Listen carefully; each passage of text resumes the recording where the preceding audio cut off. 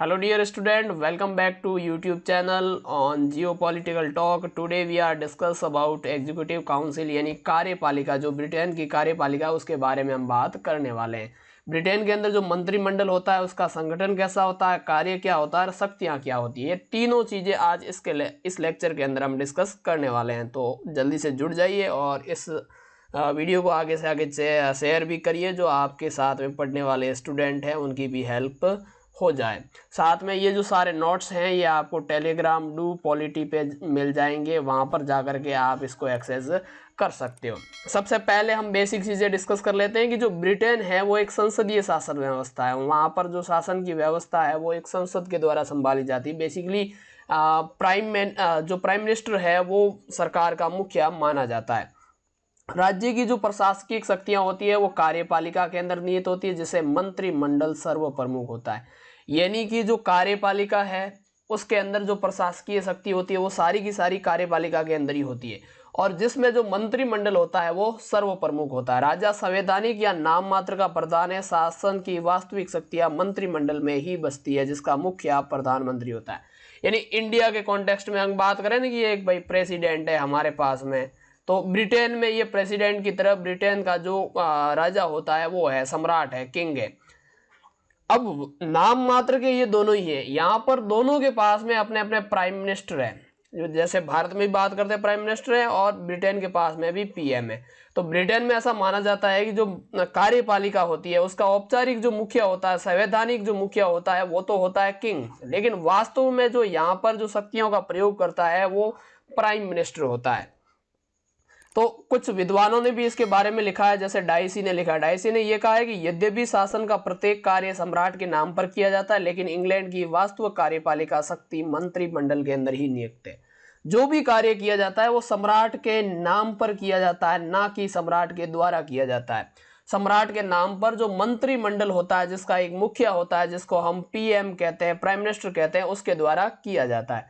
वही दूसरी ओर मुनरो जो बहुत बड़े विद्वान रहे हैं, उन्होंने क्या कहा है, मुनरो ने कहा है कि मंत्रिमंडल राजमुकुट के नाम प्रधानमंत्री द्वारा नियुक्त किए हुए उन शासक राजकीय परामर्शदाताओं की समिति को कहा जाता है जिन्हें लोकसभा के बहुमत का समर्थन प्राप्त है। यानी मुनरो ने भी यही कहा है कि मंत्रिमंडल राजमुकुट के नाम प्रधानमंत्री द्वारा नियुक्त किया गया। यानी देखो होता क्या है ना, सबसे पहले इलेक्शन हुए, वहां से जो लोकसभा है जिसको हाउस ऑफ रिप्रेजेंटेटिव कहते हैं, वहां से कुछ कैंडिडेट जीते और उन कैंडिडेट ने अपना एक नेता सुना जिसको पीएम बनना है। ये जाएगा फिर किंग के पास में, किंग या क्वीन के पास में, कि मैं इतने लोगों का समर्थन लेकर के आया हूं और मुझे प्रधानमंत्री पद की शपथ दिलाई जाए। तो यहां से जो किंग होगा, जो सम्राट होगा, वो इसे पीएम की जो शपथ है वो दिलाएगा। अब ये जो पीएम होता है इसका अपना मंत्रिमंडल होता है। अब मंत्रिमंडल की नियुक्ति किसको किस में रखना है, कौन सा विभाग किसको देना है, ये सारा का सारा किसके द्वारा निर्धारित किया जाता है, पीएम के द्वारा निर्धारित किया जाता है।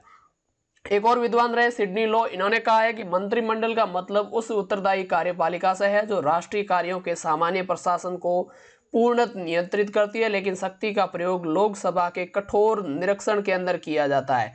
हाँ, यहाँ पर जो बात की है ये बहुत ही इंटरेस्टिंग बात की है, और ये पूरी तरीके से इसको डिफाइन भी कर दिए।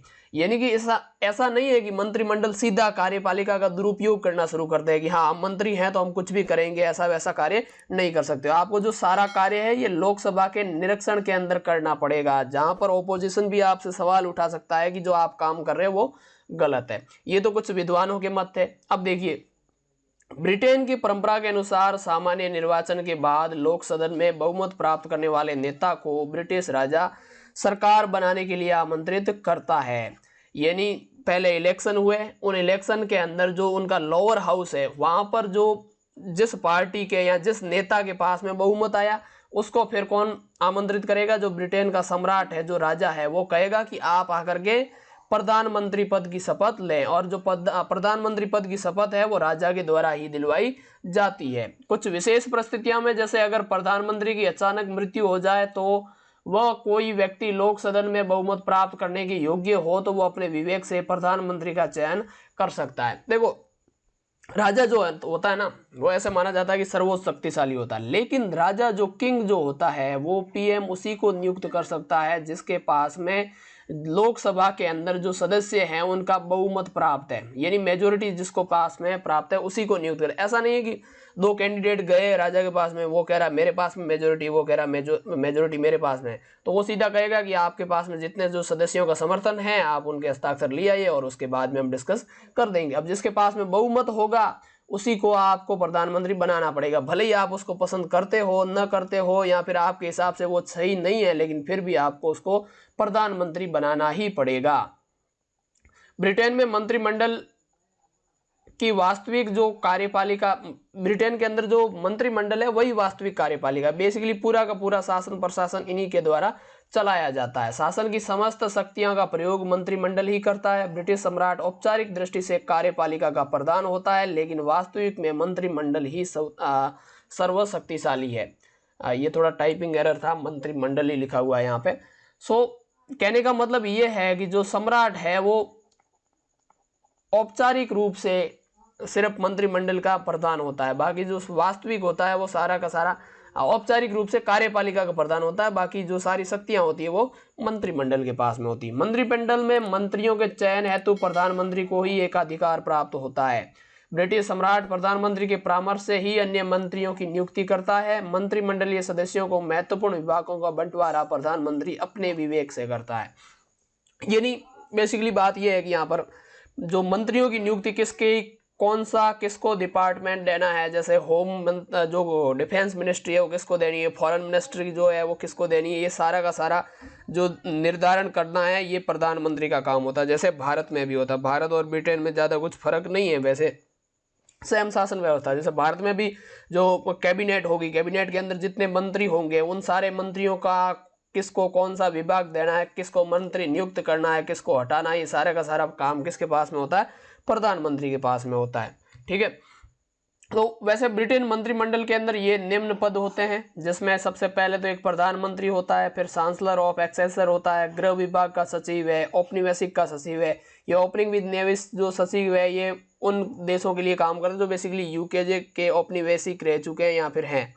विदेश विभाग का सचिव है, जैसे इंडिया के अंदर फॉरेन मिनिस्ट्री होती है। नभ सेना यानी जो नेवी का सचिव है, जिसको नेवल सेक्रेटरी कहते हैं। जैसे भारत में वैसे इस तरीके के कोई पद होते नहीं है, और होते भी हैं तो इतने महत्वपूर्ण नहीं होते हैं। जैसे वॉर सेक्रेटरी है, जल सेना का लॉर्ड है। स्कॉटलैंड का, देखो स्कॉटलैंड जो है वो ब्रिटेन का हिस्सा है, यूके का हिस्सा है, तो उसके लिए एक स्कॉटलैंड के लिए एक सेक्रेटरी नियुक्त किया जाता है। जैसे अपने भारत में जो व्यावसायिक मंत्रालय वगैरह संभालते हैं, मिनिस्ट्री ऑफ कॉमर्स वगैरह जो होती है, तो उनके यहाँ पर व्यापार मंडल का अध्यक्ष करके ऐसा कुछ मंत्री होता है। जैसे इंडिया में मिनिस्ट्री ऑफ डिफेंस के मिनिस्टर ऑफ एजुकेशन होते हैं, मिनिस्ट्री ऑफ एजुकेशन के, तो उसी तरीके से वहाँ पर भी शिक्षा विभाग होता है। जैसे भारत में कृषि और मत्स्य विभाग होता है, स्वास्थ्य है, यातायात है, श्रम है, लॉर्ड प्रिवी सील है, पोस्ट मास्टर जनरल है, लॉर्ड प्रेसिडेंट ऑफ काउंसिल है, first commissioner of works and pension है, कोऑर्डिनेशन का मंत्री है। जैसे भारत में अलग अलग मंत्रालय होता है ना, थोड़े से नाम चेंज है और थोड़े से उनके काम भी चेंज है, बाकी कुछ भी डिफरेंस नहीं है। ये जो है इनको मंत्रालय को अपने के इतना डेप्थ में डिस्कस करने की ज़रूरत है नहीं, क्योंकि बीए में सिर्फ हमें इनके बहुत ही मुश्किल से क्वेश्चन आएगा कि कौन कौन से मंत्री होते हैं या कौन सा मंत्रालय होता है। ये बेसिकली हमें एक समझने के लिए ज़रूरी होता है, इसलिए यहाँ पर हमने डिस्कस किया है। नाउ आगे हम पढ़ते हैं कि ब्रिटिश जो मंत्रिमंडल है उसकी कार्य और शक्तियाँ क्या होती है। तो ब्रिटिश मंत्रिमंडल के जो कार्य हैं उनको हमने बेसिकली 5 भागों के अंदर बांटा। सबसे पहले कार्यपालिका से संबंधित कार्य हैं, फिर व्यवस्थापिका, फिर वित्तीय कार्य, न्याय संबंधी कार्य और कुछ इंपॉर्टेंट जो अन्य कार्य होते हैं। अब एक एक करके इनको डिस्कस करते हैं। जैसे हम कार्यपालिका के संबंधित कार्यों का बात करें तो उसमें राष्ट्रीय नीति का निर्धारण करना, यानी आपकी जो एक डिप्लोमेसी या फिर एक नीति जो होगी देश की वो किस प्रकार की होती है, उसको किस प्रकार से बनाया जाएगा, शासन का संचालन किस प्रकार से किया जाएगा, आंतरिक और जो विदेश संबंध हैं वो किस प्रकार से संचालित होंगे, इसके बारे में निर्धारित करना। राष्ट्रीय कार्यपालिका का सर्वोच्च नियंत्रण, जो राष्ट्रीय कार्यपालिका है उस पर किस प्रकार से नियंत्रण होगा, वहाँ पर कौन सा मंत्री क्या क्या होगा। ब्रिटिश संसद में विभिन्न प्रश्नों और आलोचना का जवाब देना भी मंत्रिमंडल की जिम्मेदारी है। तो कार्यपालिका के ऊपर कोई सवाल वगैरह ऐसे उठे तो उनके बारे में भी सोचना इन्हीं का काम है। मंत्रिमंडल का समन्वयक कार्य, यानी जो प्रधान के कुशल संचालन हेतु विभिन्न विभागों की स्थापना की जाती है, इन विभागों में आपसी तालमेल होना भी अत्यंत आवश्यक है। जैसे अलग अलग मंत्री अलग अलग मंत्रालय सौंप दिए तो उनके बीच में आपस में तालमेल भी होना जरूरी है। एक अलग अपना सेपरेट कार्य कर रहा है जिससे दूसरे से कोई लेना देना नहीं, या दोनों ही एक दूसरे के कार्यों में हस्तक्षेप कर रहे हैं, तो ऐसा शासन को सही तरीके से नहीं चलाया जा सकता। इसलिए उनके बीच में समन्वय होना भी आवश्यक है। दूसरा पॉइंट है व्यवस्थापिका से संबंधित कार्य। अब व्यवस्थापिका से संबंधित कार्य कौन से हो सकते हैं, जैसे संसद की बैठक कब बुलाई जाए, सत्रवासन कब किया जाए, यानी जो अलग अलग सत्र होते हैं ना वो कब क्या होगा, मंत्रिमंडल निर्धारित करना, ये सारे के काम जो होते हैं ये व्यवस्थापिका से संबंधित होते हैं। संसद में पारित विधायकों में से अधिकांश विधेयक मंत्रियों द्वारा ही प्रस्तुत किए जाते हैं।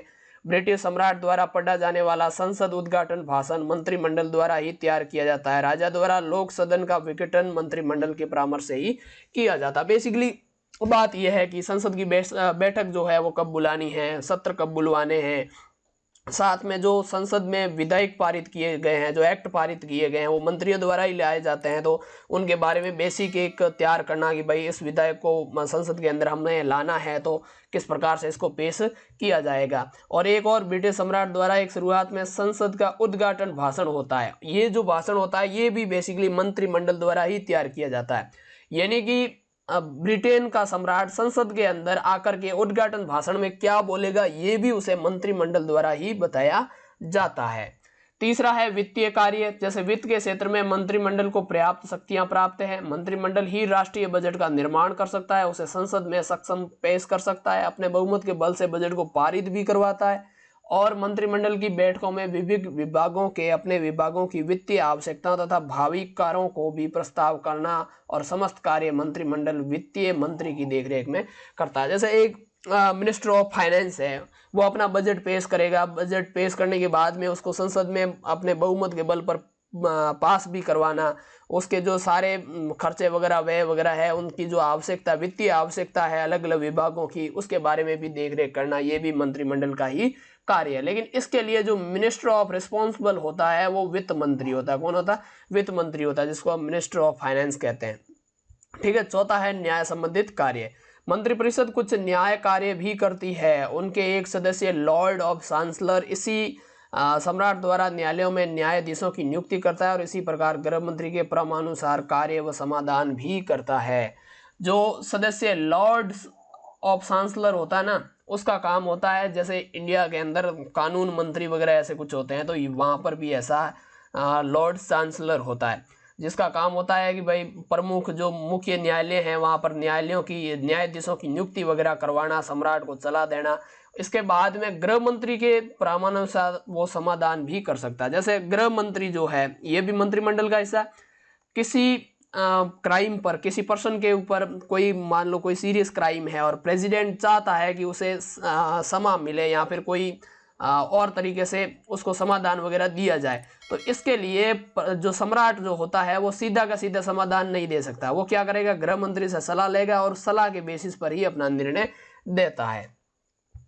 ब्रिटिश के मंत्रिमंडल जो है उनके कुछ अन्य कार्य, जैसे सम्राट द्वारा समा के विशेषाधिकार का प्रयोग मंत्रिमंडल मुख्यतः गृह मंत्री के परामर्श पर ही किया जाना चाहिए। यानी कि जो विशेष अधिकार है समा का, जैसे भारत में अपने प्रेसिडेंट को मिला हुआ है वैसे वहां पर सम्राट को मिला हुआ है। तो ऐसा नहीं है कि जैसे जब मन चाहे और दिन मान लो सुबह उठे और अपने ऐसे नशे में थे और बोल दिया कि यार जितने भी कैदियों को सजा सुनाई उन सबको माफ कर दो, तो ऐसा नहीं होता है। मुख्यतः उनको गृह मंत्री से सलाह लेनी पड़ती है। एक किस्सा ऐसा हुआ था अमेरिका के प्रेसिडेंट का, रात में शराब पी के कहा था कि रशिया पे जाओ, यूएसएसआर पे जाओ, तुम परमाणु बम गिरा दो। वो एक इंटरेस्टिंग कहानी है, कभी हम सुनेंगे। नाउ देखो, दूसरा जो है देश विदेश में विभिन्न उच्चाधिकारियों की नियुक्ति सम्राट के मंत्रिमंडल की सलाह पर ही किया करता है। देश दुनिया के अंदर अलग अलग जो अपने उच्चाधिकारी है, जैसे जिसको एम्बेसडर वगैरह कहते हैं या डिप्लोमेट्स जो कहते हैं, उन डिप्लोमेट्स की जो नियुक्ति है वो भी सम्राट के द्वारा मंत्रिमंडल की सलाह लेने के बाद ही की जाती है। तीसरा है कि महत्वपूर्ण न्यायालयों के न्यायाधीशों की नियुक्ति भी मंत्रिमंडल के एक सदस्य लॉर्ड चांसलर के परामर्श पर ही राजा के द्वारा की जाती है। बेसिकली जो नियुक्ति है वो राजा करता है, लेकिन जो परामर्श लेता है, जो राय लेता है, ये लॉर्ड चांसलर से लेता है। जैसे इस समाधान वाले मामले में वो गृह मंत्री से लेता है और यहाँ पर लॉर्ड चांसलर से लेता है। सम्राट किन व्यक्तियों को विभिन्न उपाधियों का प्रदान करेगा, इसका निर्णय भी मंत्रिमंडल लेता है। जैसे ग्रेट नाइट कमांडर वगैरह ऐसी पहले उपाधियां दी जाती है, आज भी दी जाती है। उन उपाधियों को किसको देना है, क्या करना है, वो सारी की सारी चीज़ें किसके द्वारा निर्धारित की जाएगी, मंत्रिमंडल के द्वारा ही निर्धारित की जाएगी। और वो सम्राट को सलाह देंगे और सम्राट बाद में इस पर निर्णय लेगा। जैसे भारत में होता है ना, जैसे अपने यहाँ पर किसी को जैसे अवार्ड वगैरह दिया जाता है, आपको पता हो तो आर्मी के अंदर गैलेंट्री अवार्ड दिए जाते हैं, और सिविलियंस के लिए अवार्ड दिए जाते हैं, जैसे भारत रत्न है, पद्म विभूषण है, पद्म भूषण है, पद्मश्री है। इस तरीके के जो अलग अलग अवार्ड दिए जाते हैं ना, ये प्रेसिडेंट ऑफ इंडिया द्वारा ही दिए जाते हैं। लेकिन किन को देना है, क्या करना है, ये सारा का सारा जो मंत्रिमंडल होता है भारत का, जिसका मुखिया जो प्रधानमंत्री होता है, उसी के द्वारा निर्धारित किया जाता है। तो यहाँ पर भी कुछ ऐसा ही सीन है, आप इसको इससे थोड़ा बहुत कंपेयर कर सकते हो। आई होप कि ये लेक्चर आपको समझ में आ गया होगा। ये जो लेक्चर की जो आप स्लाइड में देख रहे हैं पीडीएफ, ये मैं आपको पहले ही बता चुका हूँ कि do polity YouTube channel Telegram channel पे आपको मिल जाएगी। सो वहाँ पर जाकर के आप इसको एक्सेस कर लें। और अब तक आपने सब्सक्राइब नहीं कर रखा है तो प्लीज़ सब्सक्राइब कर लीजिए, क्योंकि यहाँ पर बीए सेकेंड फर्स्ट सेम, और अभी ये जो बेसिकली चल रहा है ये तो सेकेंड ईयर का है, तो सारा का सारा सिलेबस यहाँ पर आपको कवर करवाया जाएगा। तो आशा करता हूँ कि आपने अब तक चैनल को सब्सक्राइब तो कर ही लिया होगा। जल्दी मिलेंगे नेक्स्ट लेक्चर के अंदर, तब तक के लिए जय हिंद।